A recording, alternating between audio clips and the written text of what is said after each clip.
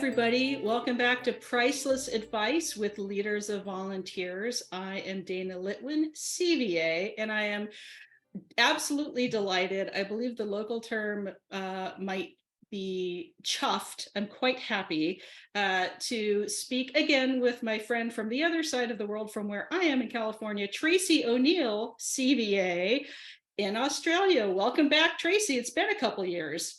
It has. It's so awesome to be chatting with you again, Dana.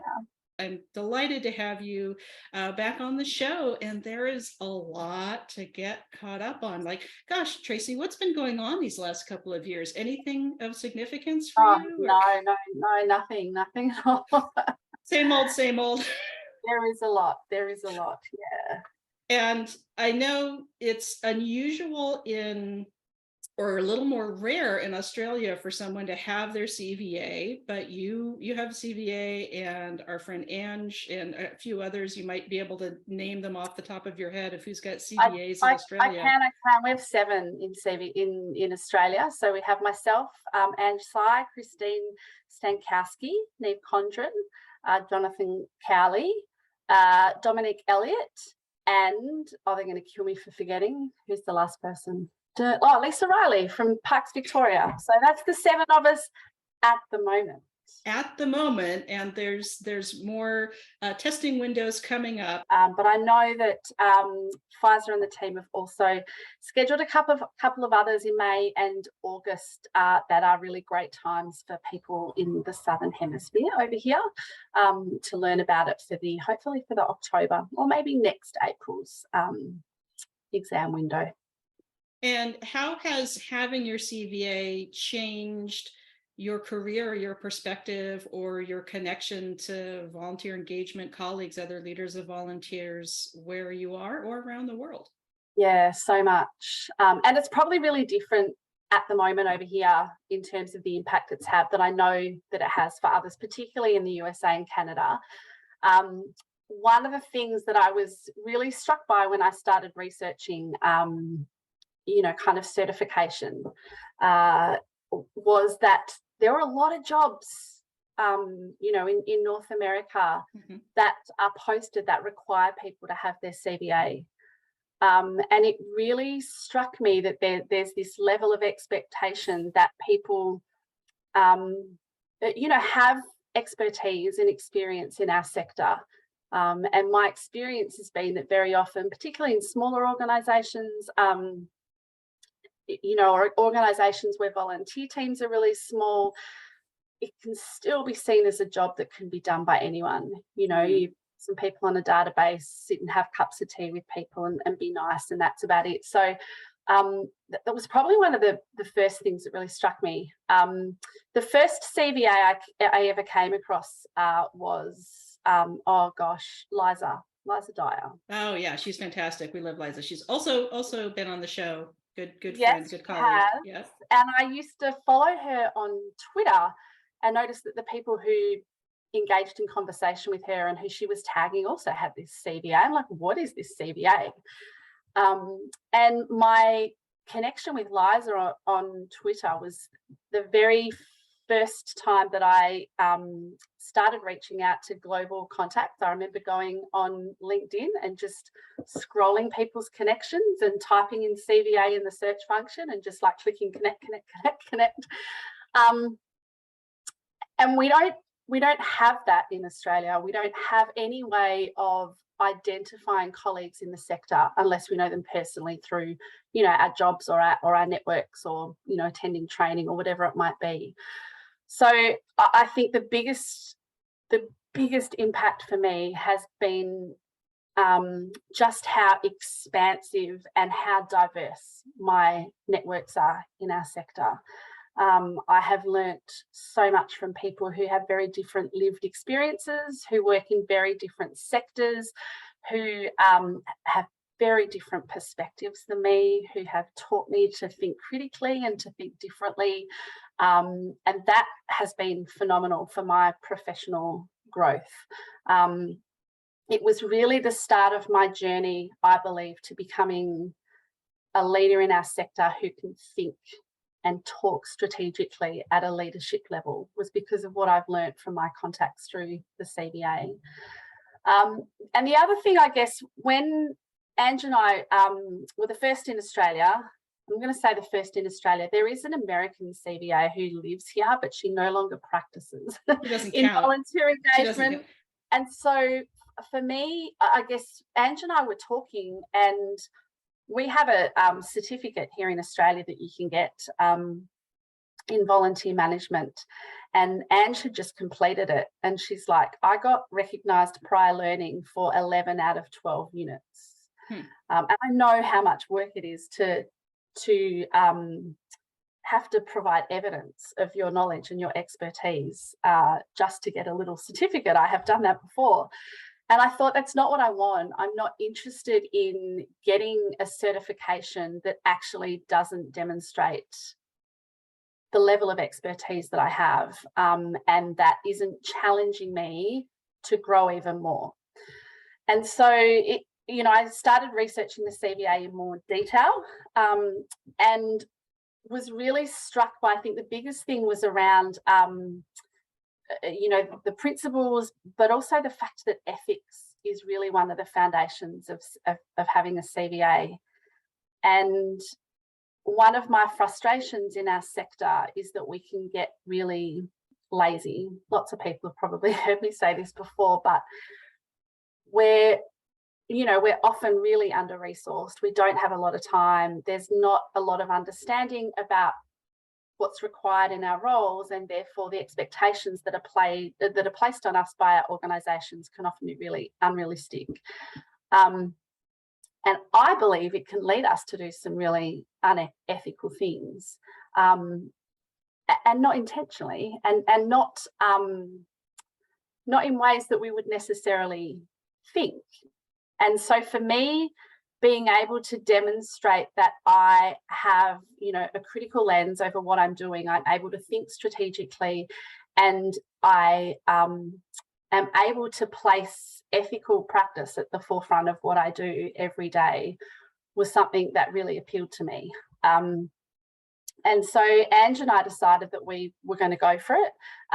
We also felt that it would be an opportunity for us to pursue the elevation of our profession in Australia, and over time, hopefully build it to the point where there's an expectation people have their CVA if they're going for a job in our profession. It demonstrates a level of expertise, a certain duration of practice, an understanding of ethics, evidence-based practice. And so for me, that's really appealing, because we often complain about, we're going to talk about our new national strategy soon, and there's a couple of things in there that really point to the fact that we still are under-resourced. Our role is still not understood. It is still not valued. There's still not consideration in terms of funding and government policy and a whole bunch of other things. So, that will likely be a really long process, but we decided that we wanted to at least start that, and hopefully have some kind of impact on the sector across Australia and maybe New Zealand. And I've loved the inspiration that you and Ange kind of being the first two, not our American friend who's no longer in the sector, who shall not be named, the artist formerly known as the American CVA. But sometimes it just does take that spark of inspiration, and people are like, that does seem like a good idea. Oh, well, this is, it's work, like you study and you have study groups, but it's different. I think having the global reach of certified and volunteer administration and the core, like you said, foundational practices, core ideas, including ethics, that it's not just take a weekend workshop, which can be great. We've all done weekend workshops and get a little piece of paper, but it's really testing your ability to, like you said, use your judgment, be ethical. And in my case, I have dyscalculia, so sometimes numbers mix up for me. So math has always been challenging. And the finance section, I'm like, I need a study group for the finance section, because I have purposefully blocked out as much as math in my life as I can possibly get away with and still not bounce checks. So there's always something that you're really good at or you need more work on. And I've really just found that, the year or so of studying, or however many months you want to choose to prepare with a study group or read articles or books that they recommend, in addition to your lived experience and your own knowledge and wisdom and judgment, like, to me, that's truly priceless. Like, I play with the words priceless advice, because volunteering isn't free and volunteering expertise isn't free. It's priceless. And having that global standard, I think, is important. And I really just appreciate and applaud your and Angie's efforts to get the word out that this is a pretty cool thing to have in of all the alphabet soups. Yeah. I agree, and I think there's some really exciting outcomes from it. So I didn't think so critically about the CVA and the process when I first obtained it. But certainly now, kind of this momentum that we're getting to really encourage more people to look into it, I've been looking more into, the document of evidence. So that's kind of the evidence you can provide to demonstrate that you are at a level in our sector where you're ready to kind of take the exam. And what I've realised is that there's the way things are worded, and some of the things that are included don't necessarily apply. So it's been a really great opportunity to work with Pfizer from CCVA and with a number of the directors. So I'm meeting with Tim Suter in a couple of weeks, and we're going to really look at how can we broaden the way we talk about the CVA on the website and in the documentation. You read the textbook, which is great, by the way, very US centric, and there's stuff in there that isn't relevant to us, or we may talk about differently, or there may be other case examples which would be more relevant and understood by people in Australia. So I think it opens up this really phenomenal opportunity for us to truly work towards having a global profession. That when we talk about things, we're always on the same page. We understand the nuances and the differences between our countries or our regions or whatever, or our communities. But that if it's truly a global certification, that everyone can see themselves in the possibility of becoming a CVA. So that's been a really wonderful opportunity to work with CCVA and make sure that when people from different countries are reading up on it, they can see themselves in it. They don't feel, oh, that's just an American thing. That's not for me. Yeah, well, fortunately, we didn't include any chapters about our completely backwards and weird healthcare system. So at least you didn't have to learn any of those weird things.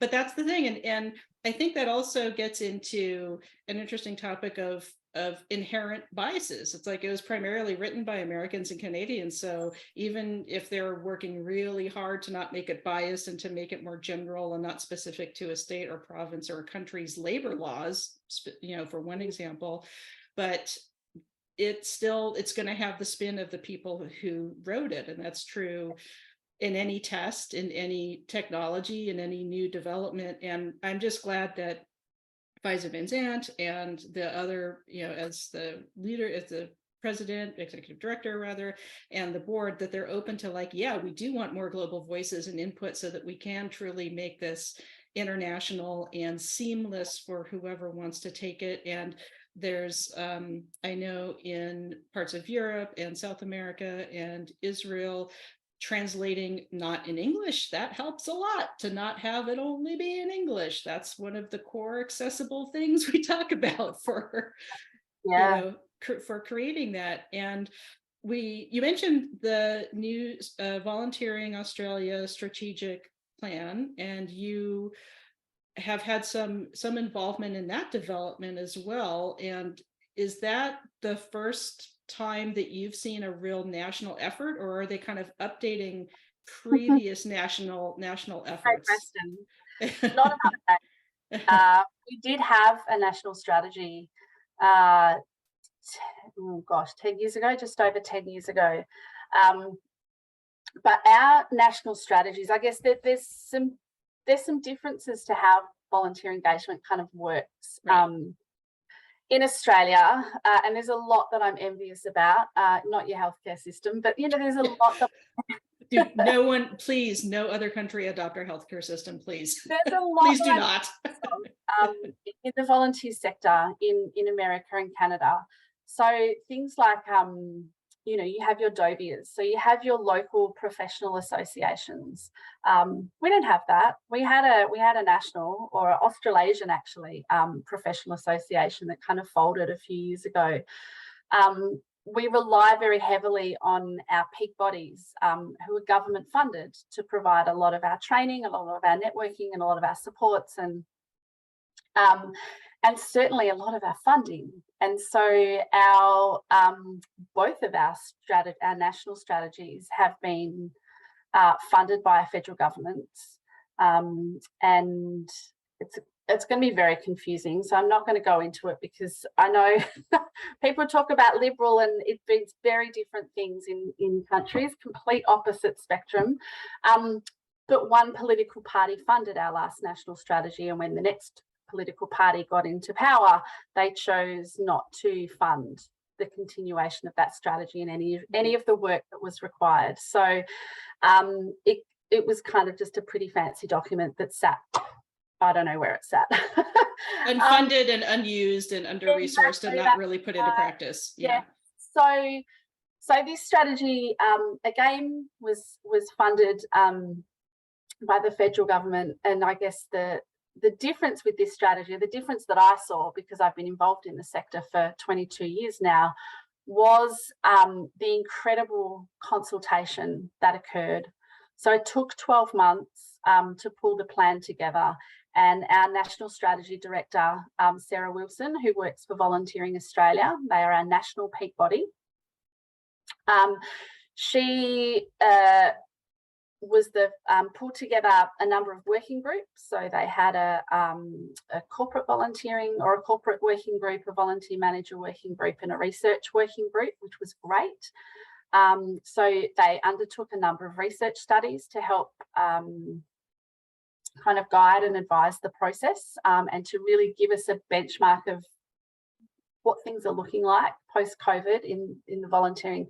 They're calling it the volunteering ecosystem.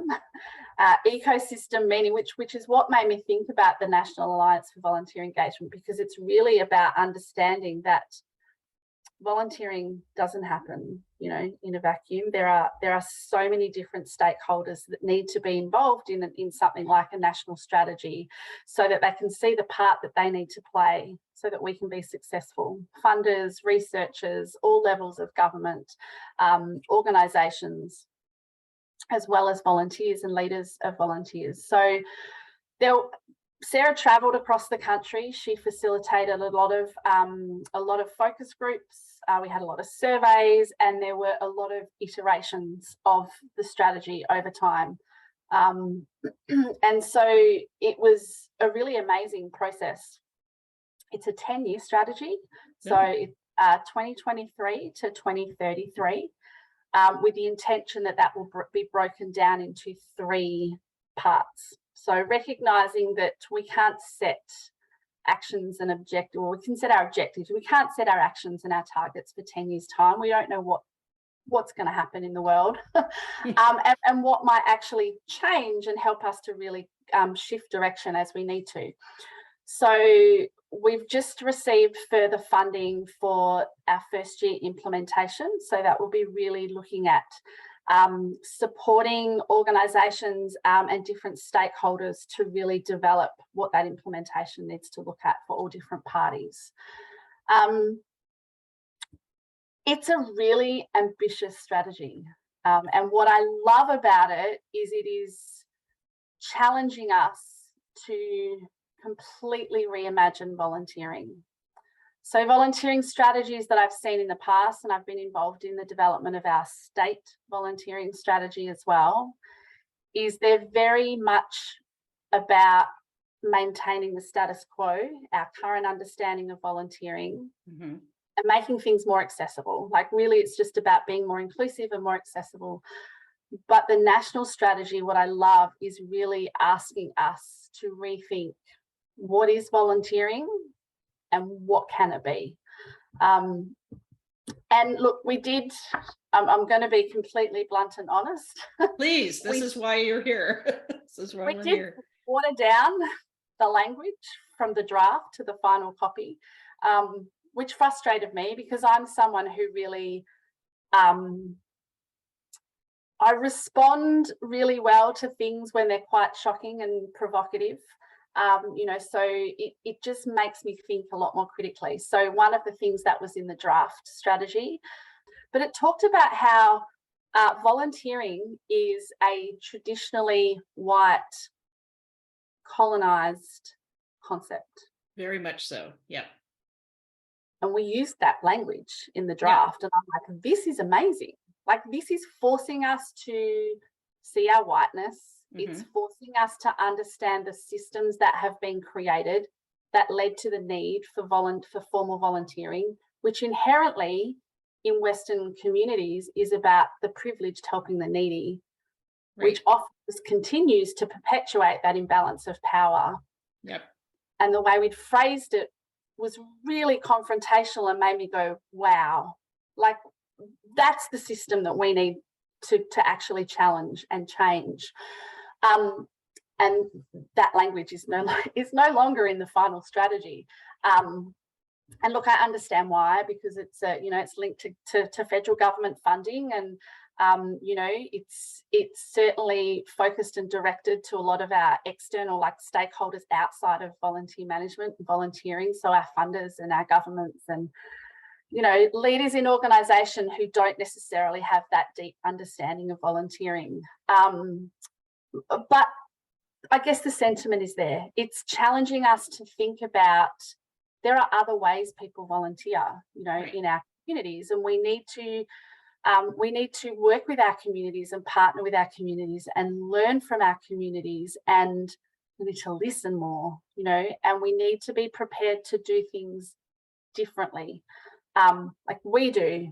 You know, we talk about, gosh, I love one of Lisa Joyceland's articles from Marva. I loved her article from a number of years ago about who's best practice. Like, best practice is often about who decides, who decides, and perpetuating the ongoing inequalities and power imbalances that already exist, you know. And so for me, what I love about our national strategy is that we are dreaming of something different, and something that is truly inclusive, and a partnership between communities. You know, and it was really interesting at the conference. So we had our recent national conference, and was that in Canberra? That was in Canberra. Yes, it was. It was in our capital city.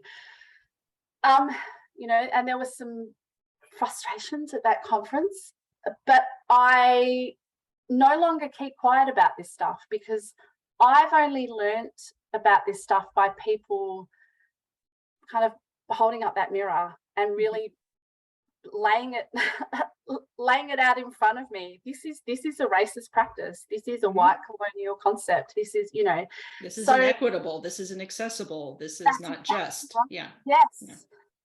And so at the very end of the conference, when they presented the strategy,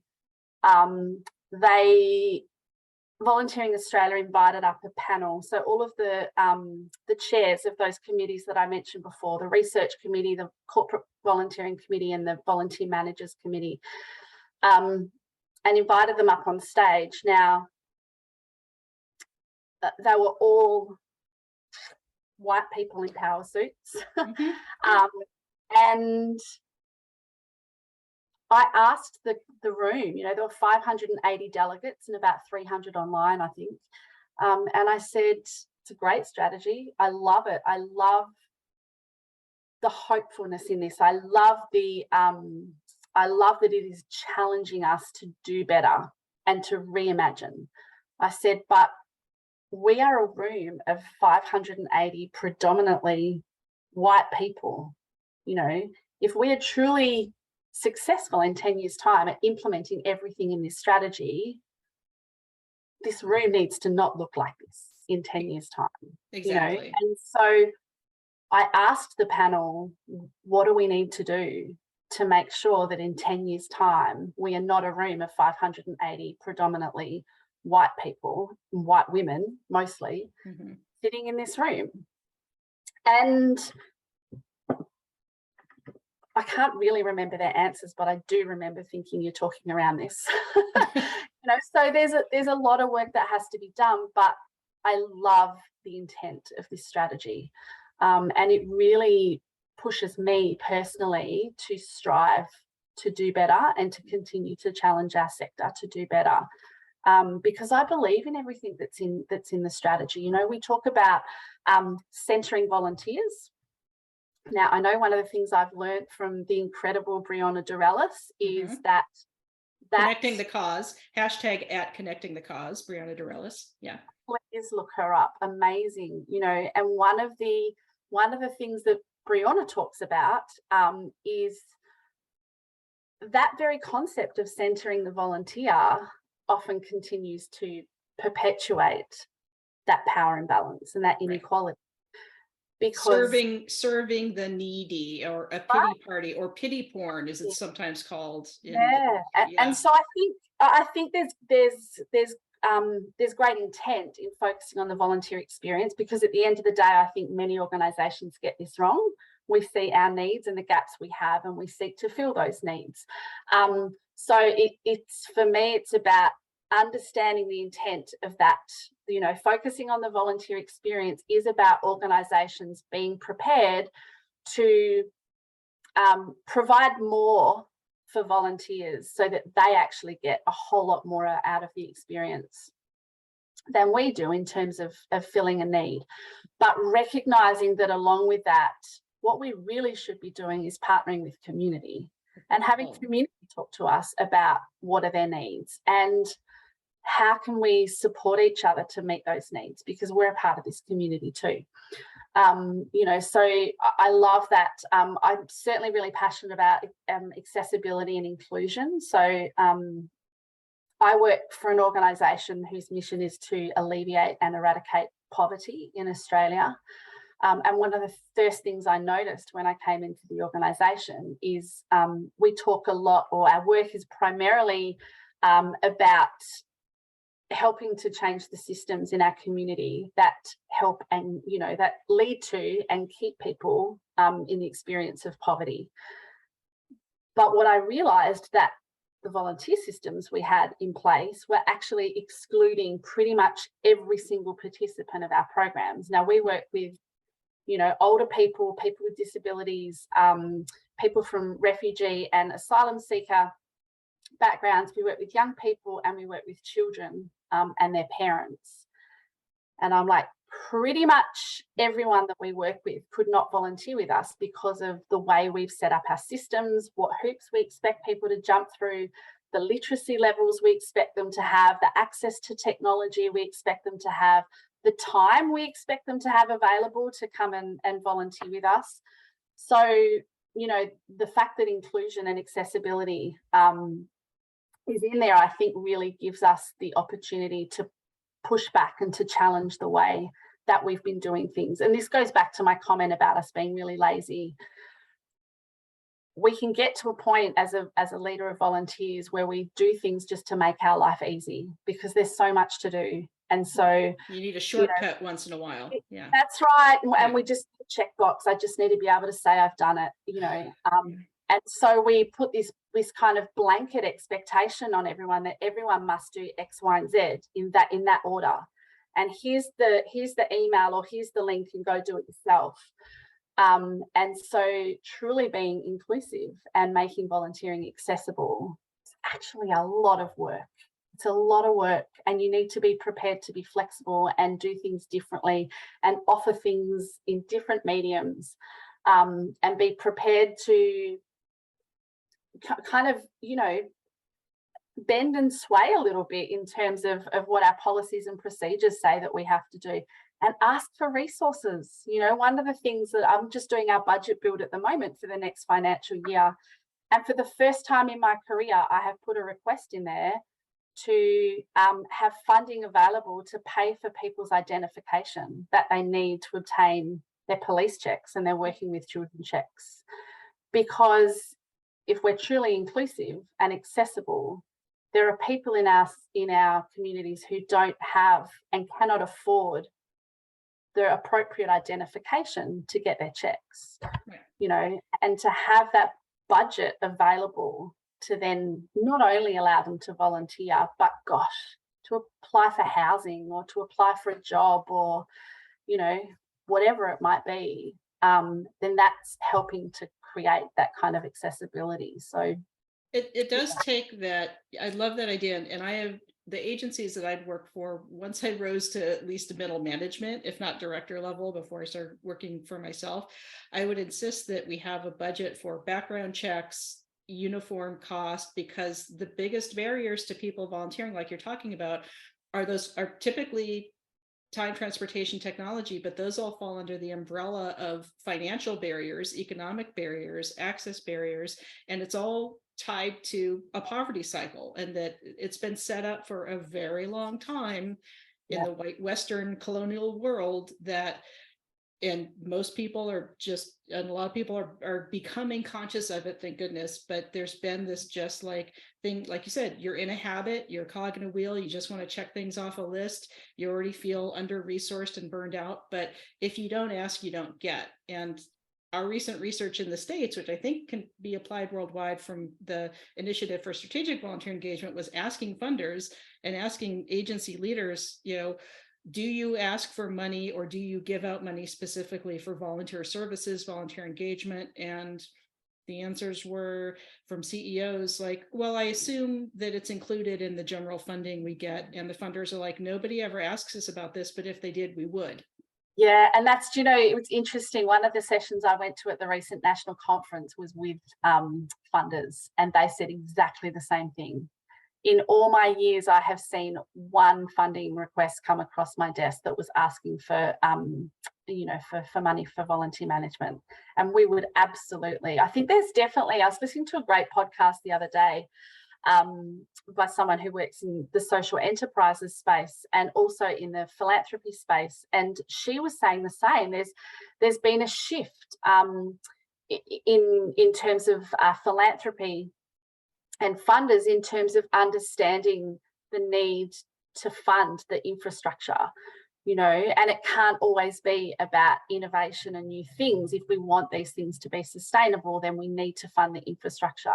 And certainly the messages that the funders at the conference were saying was exactly the same. We would definitely fund this if we saw it. So, yeah. And I think as well, you know, the other thing that I've been talking about in my organisation is, you know, setting up an expectation that if you are starting a new program, please include me in the conversation from the start.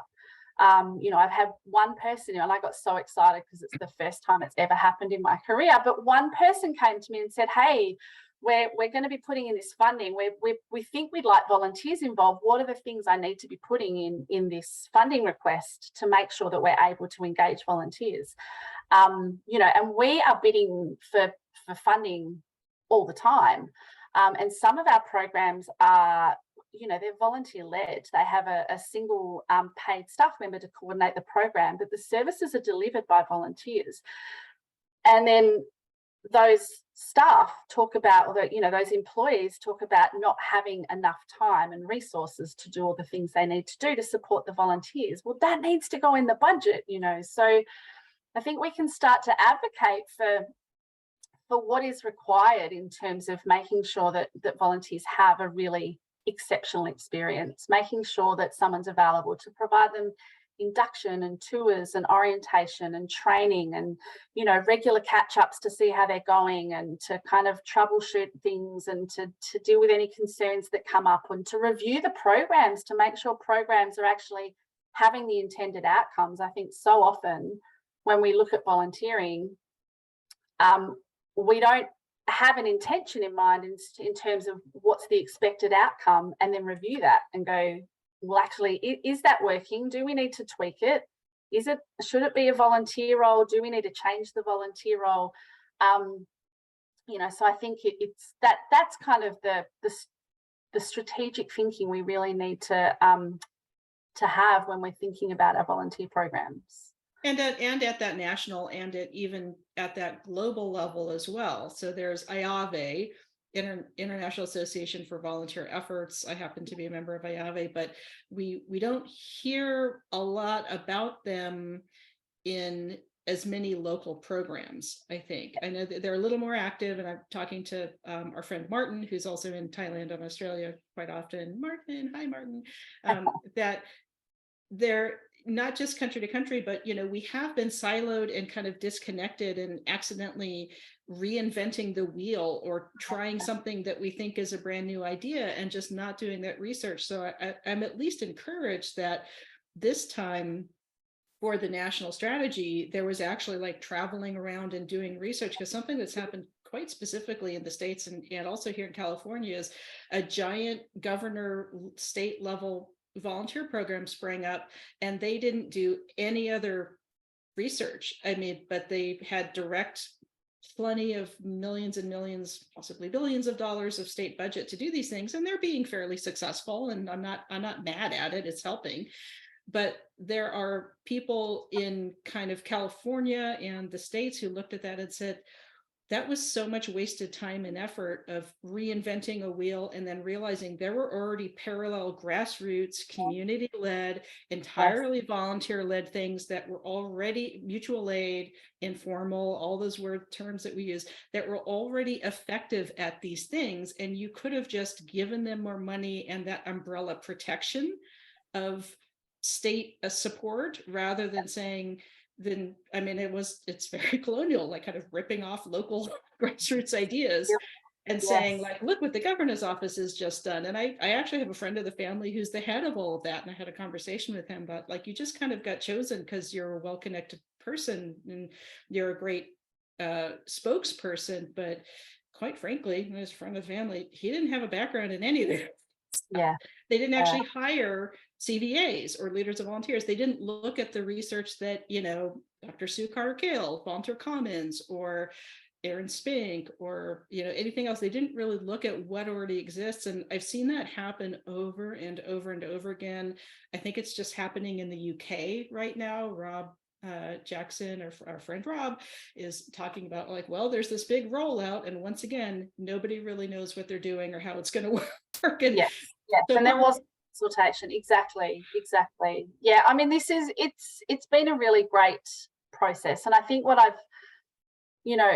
I've particularly loved has been the efforts to go out to community organisations that we would not have historically seen as volunteer involving organisations. As a country who has I can't even remember the stats. I should remember the stats, but a large proportion of people who live in Australia now have at least one parent born overseas. Yeah. And so there are a lot of things that happen at that grassroots level in communities that come from kind of cultural traditions that span thousands of years. And they never use the V word. Yeah, and I talked about that.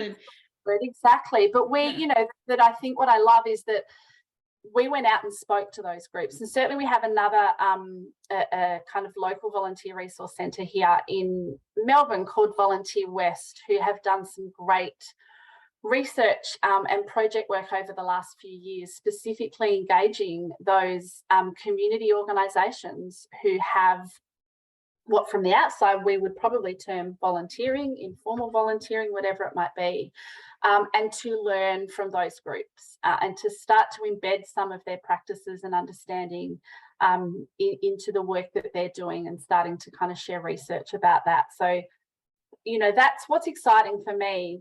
But again, it's going to take a big shift from us as a sector. We've held on to this, and I know I was only listening to my hairdresser the other day, who went to the local fashion week or the fashion show, whatever it was she did, and she called herself a volunteer because the stylist who owns the company who creates the hair products was paid, she expects, and then 5 or 6 of them then went and worked for free to do all the hairstylists for the models. and she called herself a volunteer. And I said, it's really interesting that you use that term, because there was no social benefit to the community. You know, it was all for her. It was all about, I'm learning new styles from one of the best in the business, and I'm happy to do this for free. And so, you know, when we use the word volunteer, I think we often have this really rigid understanding of what it is, and then people kind of challenge that. I know there's been talk over the years about reclaiming the word volunteer, and other people talk about we need a totally new word, but I think it's just about us continuing to talk about it, you know, and what does it mean, and what is our aim, what do we hope for the future of volunteering, and what could it possibly look like?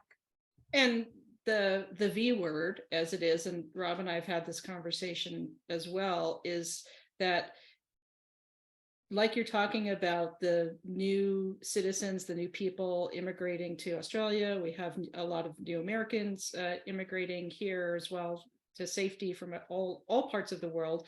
But there's very often a cultural or a linguistic or a faith component to community service that cannot be translated, that is inherent in the sense of family and the sense of community or connection to your neighbors. And I think the approach that you're talking about is ideal in that, again, we're learning from the community. We're not asking them for free emotional labor or like, tell us white people how you do everything. But again, it's in partnership and in genuine community, and meeting people where they are, instead of imposing a hierarchical, a patriarchal, a colonial Western English speaking mindset over something that may not be comprehensible to us with English words. And that takes intention and long-term effort. And so if we're talking about, you know, your shortcuts or feeling like, oh, I'm a cog in a wheel and I'm under resourced, I have time. I spend a lot of my time convincing organizations that if you want to really make a change, and you're not just trying to check a box after a webinar or workshop, or after working together, consulting with me for a year and helping set things up differently, it takes intention, it takes change, and it takes designing things in such a way that whoever is in charge and whoever the next government is can't necessarily pull the rug out and cut the rug, that's designed with that very long-term sustainability. And I feel like we are no longer at a point in the world where incrementalism is going to do it. We're facing multiple crises, not just the climate crises, but multiple crises. There's going to be huge necessary migrations of humans because of climate, and it's going to take more of us opening up, learning together, really listening to each other, setting up, you know, local care circles, new ways of defining volunteer, new ways of defining community, new ways of defining social impact that are genuinely beneficial, and, to Brianna's point, not causing harm. Yes. Because her thing is like, well, yeah, there's harm reduction, but there's like, sometimes you're just perpetuating harm, and you should dissolve your organization. And that's a tough conversation to have with somebody. Like, you actually you shouldn't exist anymore. No, and look, that's the thing, isn't it? And I think it's a really, you know, it's a humbling, but it's a very, very difficult, you know, journey. I know for myself, I look at our team, and we've had this conversation before. We're a team of, you know, 6 white women. Yeah. You know, if you've read Toby Johnson's Volunteer Pro report anytime over the last 10 years, you would know that, you know, 87 redheaded mafia. Yeah. I think it's 87 or maybe 90. They're like a huge proportion, more than almost any other sector of our sector are white women. And we talk about it all the time. How do we welcome or insist, make sure we have people on our team who don't reflect that, you know, that bias that we have, and making sure that we have people on our team who are bringing those different perspectives.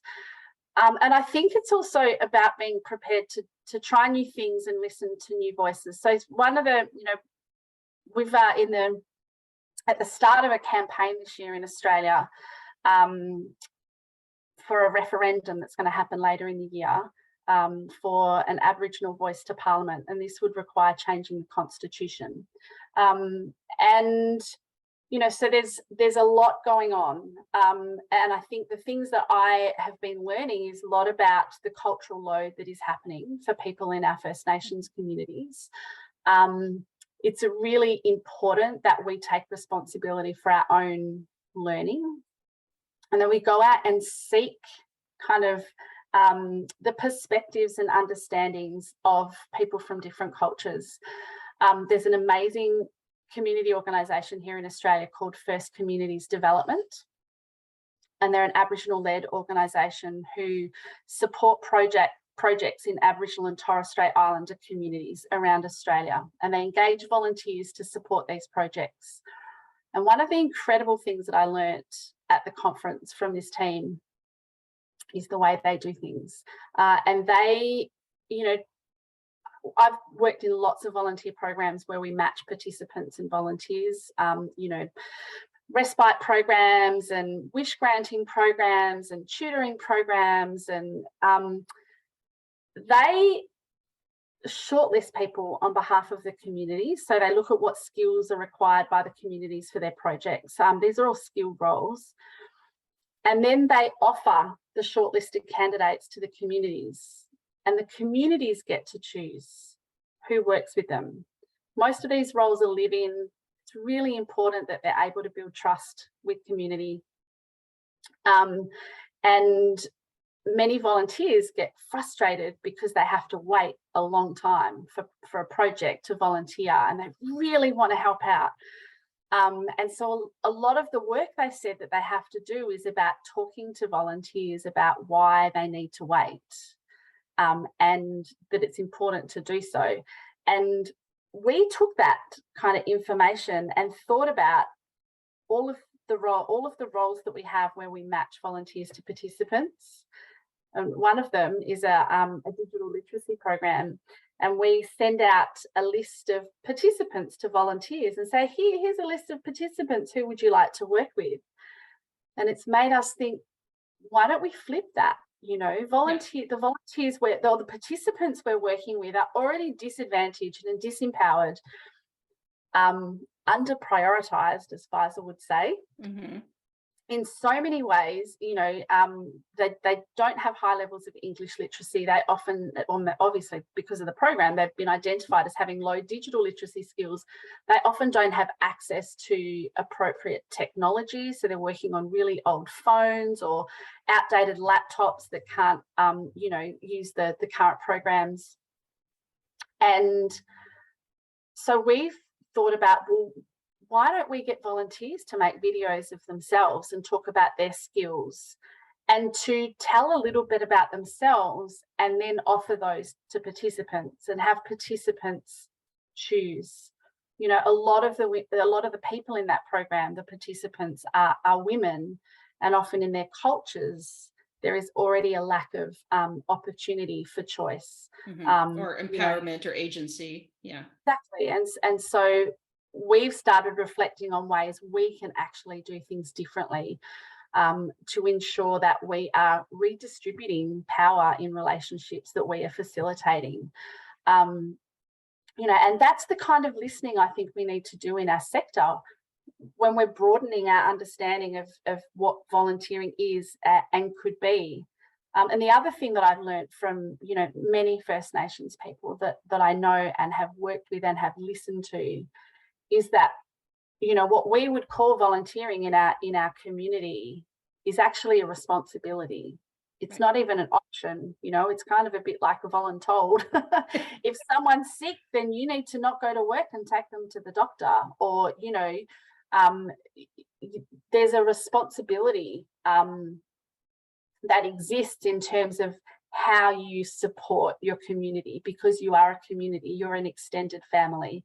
And we are a very individualistic culture in the Western world. We're taught to look after ourselves, and that is not the experience of many, many, many, many cultures, which I think is beautiful. I think we have a lot to learn as white people. So I think there's beautiful opportunities in this journey, and I'm really looking forward to it. And I think that's a necessary and refreshing approach. And I'm glad that you brought that up in the conversation from your own journey of learning that, because too often it's beyond people's capabilities to envision a perspective other than their own. And in majority Western Americanized enculturation, it's like, I got mine, I worked hard, even though you didn't. You got a lot of help from your community and your government getting there. But like that individualistic Western cowboy, Australia, rancher, and that's something that just isn't going to work in this world anymore. we really need each other. We're going to have to figure out how to collaborate and cooperate and shift all of our systems in society, in culturation, in governing, in resource sharing worldwide. And again, I think it's just so important to have that perspective shift individually, and then be able to hopefully encourage other people or invite them to have that perspective shift as well. And like you said, you don't have to, the labor doesn't have to come from Indigenous people themselves, or Black people, or anyone else. Like, yeah, search engines are free. Like, do some of your own research. Talk to your other friends who've gone through similar things. Wonderful to talk to you, Tracey. Thank you for being here. And always a pleasure to talk to you, Dana. We're time traveling. We I'm on the 21st, you're on the 22nd, we're all in spring equinox. That's where it balances out. But it's just always a joy to learn with you and talk with you. And I'm just glad that we were able to have this experience and journey today together. Thanks, Dana.